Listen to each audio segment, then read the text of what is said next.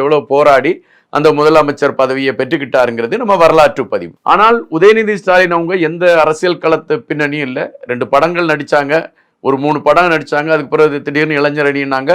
அப்புறம் திமுகவில் வந்து துணை முதல்வர் வரை அவங்க வந்துட்டாங்க. இதை வந்து கேட்க முடியாத நிலையில தான் இந்த சீனியர் தலைவர்கள் இருந்தாங்க. ஏன்னா அவங்கள கேட்டா நமக்கு இருக்க பதவியும் போயிருமே அப்படிங்கிற ஒரு நிலைப்பாடு. இப்போ வந்து உதயநிதி ஸ்டாலின் அவங்க வந்து முதலமைச்சரா பதவி ஏற்கக்கூடிய ஒரு நிலைமை வருதுன்னு வச்சுக்கோங்களேன். இந்த சீனியர் தலைவர்களுக்கெல்லாம் ஒரு அங்கீகாரம் இருக்காது. ஏன்னா அவங்க ஒவ்வொரு இடத்துலையுமே ஒரு கோட்டை மாதிரி அவங்க கட்டி வச்சிருக்காங்க. அந்த இடங்கள்ல அவங்களுக்குன்னு ஒரு பந்தா, ஒரு பகட்டு, நம்ம ஒரு கல்யாணத்துக்கு போகணும், ஒரு காட்சிக்கு போகணும், நம்ம கட்சியில் இருக்கணும் ஒரு அடையாளம், இப்படிப்பட்ட ஒரு அடையாளத்தோடய அவங்க இருந்துகிட்டு இருக்கவங்கள ஓரங்கட்டும் பொழுது அவங்களை சார்ந்தவங்களும் ஓரங்கட்டப்படுறாங்க. அப்போ வந்து அவங்க எப்படி யோசிப்பாங்கன்னா, உதயநிதி ஸ்டாலின் அவங்க முதலமைச்சராகி நம்ம ஓரங்கட்டப்படுறதோட திமுக தோல்வியை சந்திச்சுட்டு நம்ம அதே பாணியில தொடர்ந்துட்டு போலாமே.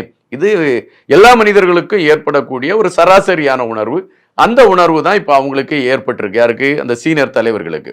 அது எப்படி அவங்களுக்கு தெரிஞ்சுச்சுன்னா, சர்வே நடக்குது. இப்போ பாத்தீங்கன்னா ஒவ்வொரு ஊடகங்களும் சர்வே எடுத்துக்கிட்டு இருக்கு. இப்போ சமீபத்தில் ஒரு சின்ன ஒரு ஊடகம் கூட ஒரு சர்வே எடுத்திருந்து அவங்க 100 பேரை சந்திச்சு பேசணும்.